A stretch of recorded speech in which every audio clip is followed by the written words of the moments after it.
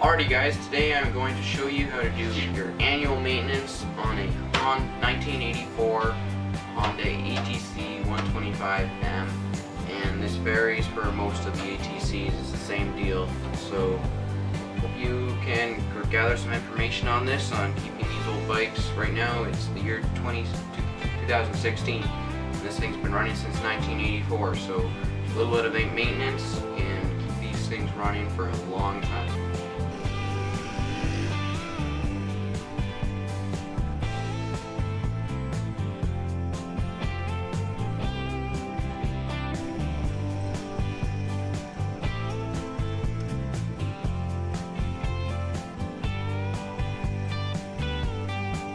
So, as you just saw, we just took this thing for a quick run around the neighborhood just to warm it up.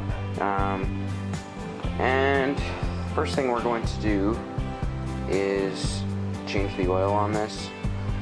So, the oil cap is right here, and like I can feel just the heat here.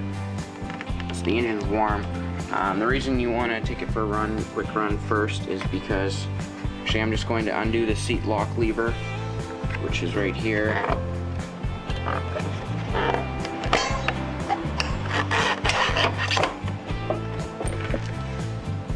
So this pops off.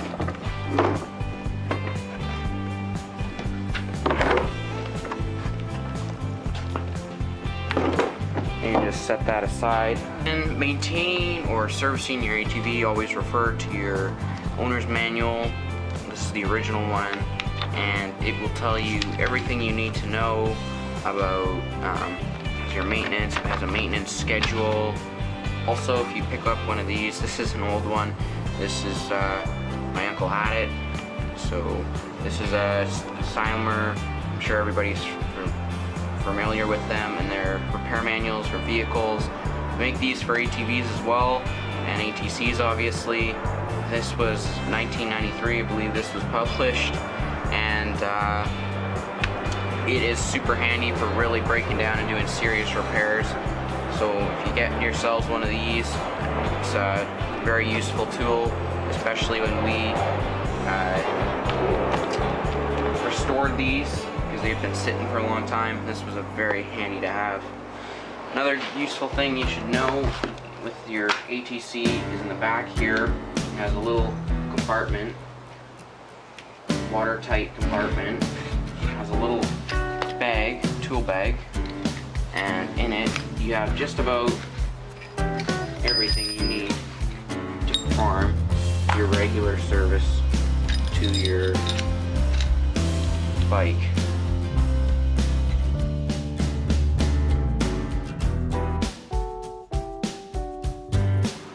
Alright, now under the ATC you can see there are two bolts. There's this one, the first one, and there's that one, the second one. Those are the two major bolts. And the owner's manual tells you which one is the drain bolt, or they also tell you it's a 17 mil. So you can just use the one that 17 mil wrench is.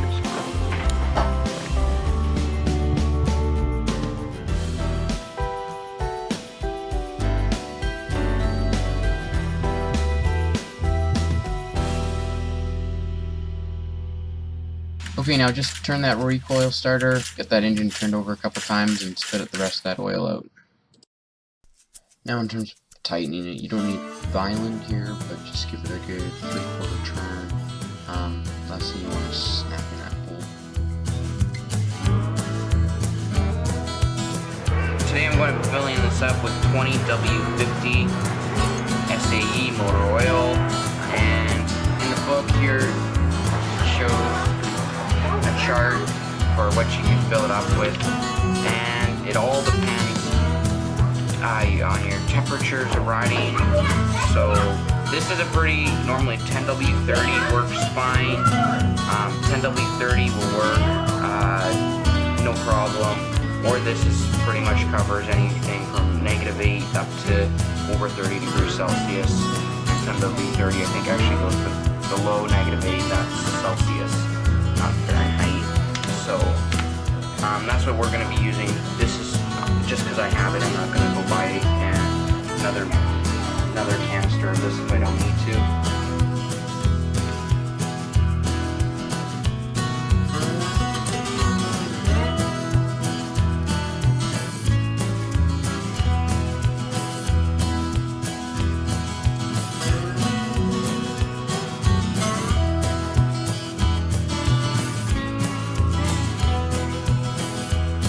After your bike has been away for the winter or taken out of storage, if it's been going all winter and you're just doing your annual spring maintenance, then if it's been running, you might not need to do this step.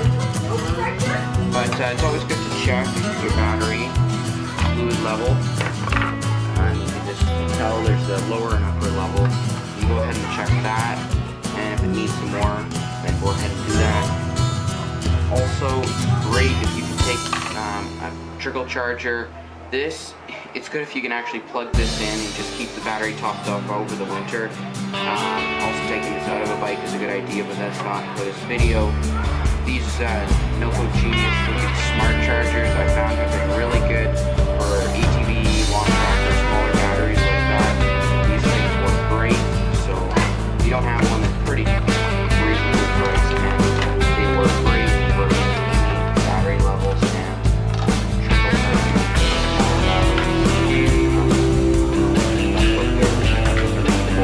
I already have done that.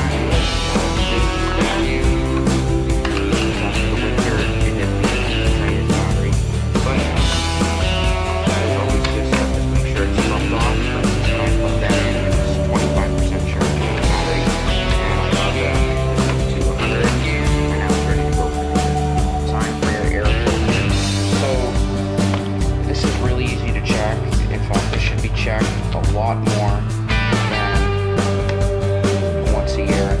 It should be checked once a month, depending on how much you ride here. You see, if you're riding in really dusty conditions, this needs to be checked a lot more than it does otherwise.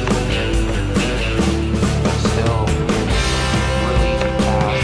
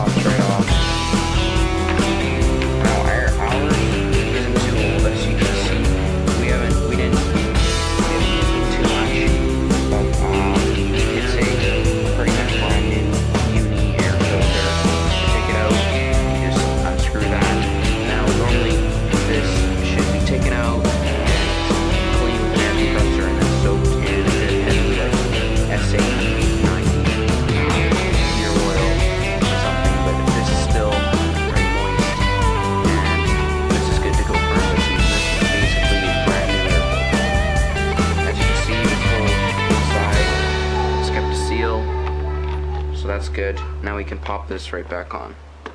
Now, in my case, we were starting this up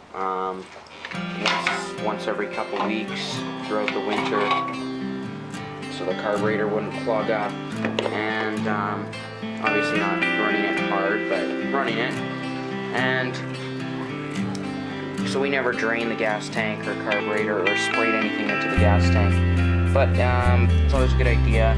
Go in here with a flashlight and check for rust and anything else that are signs that you wouldn't want in your fuel tank.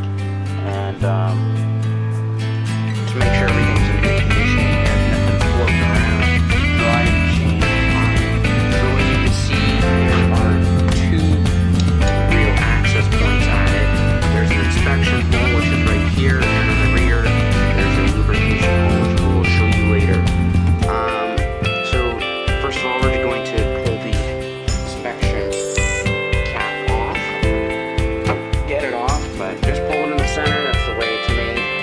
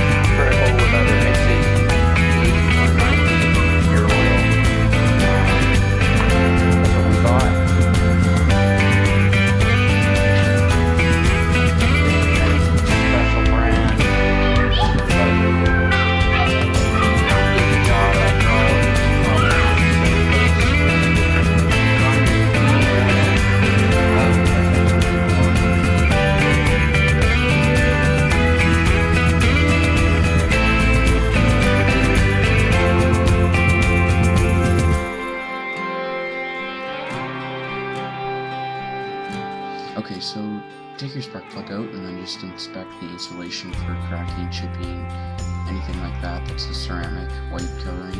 And then check the tip for black or anything like that that could indicate something's up in your cylinder diode a bit. I don't really know what that's from.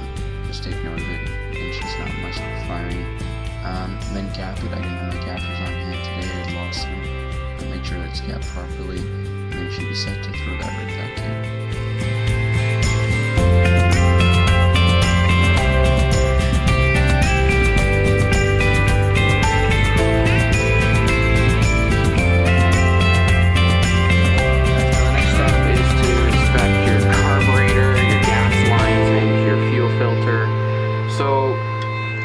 There's the carburetor right here, and these are the two feeders for reserve and just your normal supply of fuel.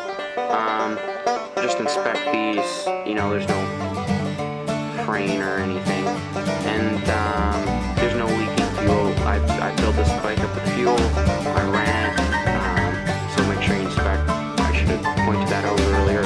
Make sure you inspect that there's no leaking around here with the carburetor. There's no gas dripping out. That's a bad sign, something that's fixed. We just put a new carburetor on this a couple of years ago. We rebuilt the bikes, so this doesn't really need looked into. If you have a fuel filter, we didn't have room for one when we redid the. I guess we should have put one on, but we didn't.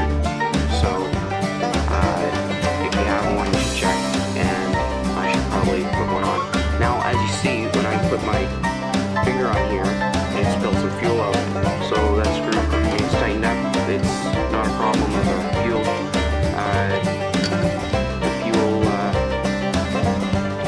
Hose clamp, sorry. It could be pushed up maybe a bit farther, but it definitely needs tightened up, and then that will fix that problem. But it's more the concern is that there's a crack in the fuel line. And obviously, if a fuel filter, you might want to clean that out. Okay, I condense this next step a lot, but it's just checking the throttle brake cables and throttle cable for fraying, any signs of kinky anything. Check the free play and the brake levers, and move the brake part, the back brake, any moving parts. Just check that and make sure everything's good to go.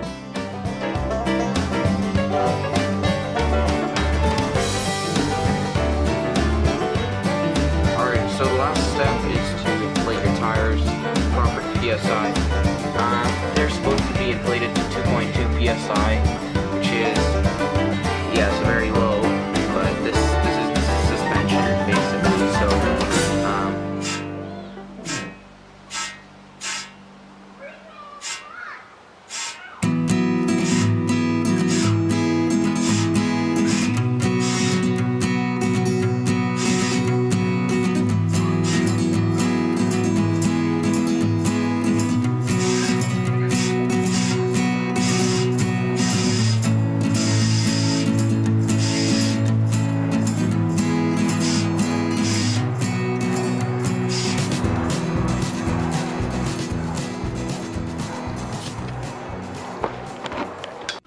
alrighty guys, so that is the end of the maintenance video on the annual maintenance on a 1984 or, you know, various years and ranges of Honda ATC 3-wheelers. This is a 125M we're working on today, and everything's maintained up for the year.